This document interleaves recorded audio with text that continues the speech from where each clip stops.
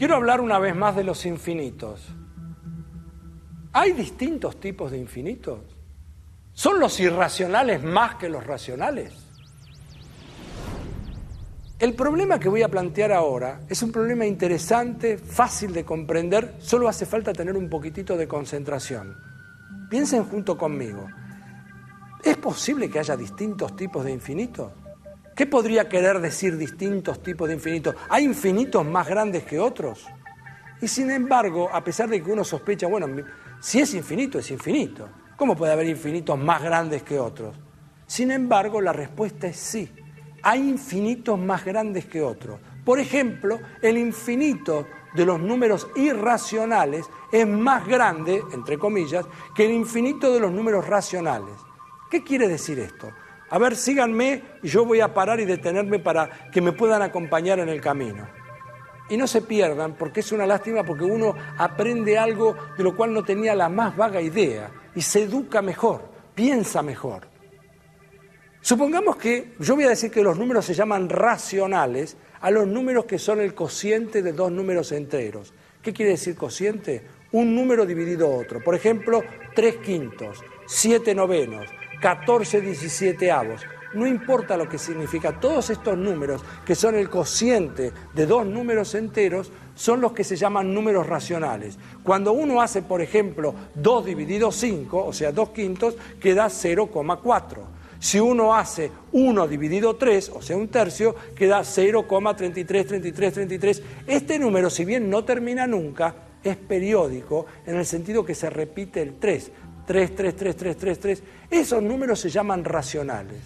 Los irracionales son los números que, cuando uno hace el desarrollo decimal, como decía recién, tienen un desarrollo infinito, pero no periódico. No hay ninguna parte que se repita. Por ejemplo, uno podría tener 0,473, 473, 473, ese es racional. Pero, por ejemplo, el número pi, que es 3,14, 15, 9, etcétera, etcétera, etcétera, ese es un número irracional. El número la raíz cuadrada de 2, que es 1,41, 42, etcétera, ese es un número irracional. ¿Hasta acá estamos de acuerdo? Números racionales por un lado, números irracionales por el otro. La pregunta, y lo que quiero invitarlos a pensar, ¿habrá más en realidad de los irracionales que de los racionales?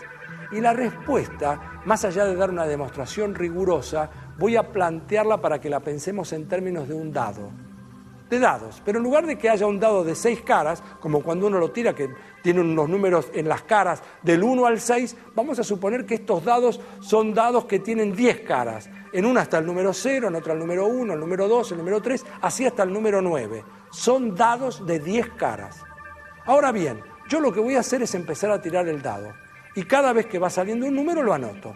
Entonces, por ejemplo, para que sea el número 1/3, o sea, 0,333333, ¿qué tendría que pasar? Yo tendría que tirar el dado y tendría que salir un 3. Lo anoto. Tiro otra vez el dado, tiene que salir un 3. Lo anoto. Tiro el dado, tiene que salir un 3. ¿Se dan cuenta que para que salga el 0,333333 así periódico, yo cada vez que tire el dado me tiene que dar un 3? Vamos a suponer que quiero un periodo que sea 0,252525. Yo tengo que tirar el dado, tiene que salir un 2. Lo tiro de nuevo, me tiene que salir un 5. Lo tiro de nuevo, me tiene que salir un 2. Lo tiro de nuevo, me tiene que salir un 5. O sea, cada vez que lo tiro tiene que salir alternativamente un 2 o un 5. Cada periodo, cada uno de estos, representa que cuando yo tiro el dado, tiene que empezar a repetirse indefinidamente. ¿Qué es lo que ustedes creen que va a pasar? ¿No será más probable que cuando tire el dado salga cualquier cosa y que va a ser muy difícil? Va a haber muchos menos de los que repitan. Y efectivamente, esto que es ahora sí intuitivo, explica por qué los números irracionales, aquellos que no tienen un periodo, que no repiten nunca y que siguen indefinidamente, son mucho más que los otros, porque aún el número, por ejemplo, 0,25, que es un número racional, ¿qué tendría que pasar? Yo tiro el dado, me da 2. Yo tiro la segunda vez, me da un 5. Y después tiene que salir siempre 0. Porque 0,25 es 0,25 y después sigue 0, 0, 0. ¿Se dan cuenta que es mucha menor la cantidad de números racionales que la de números irracionales?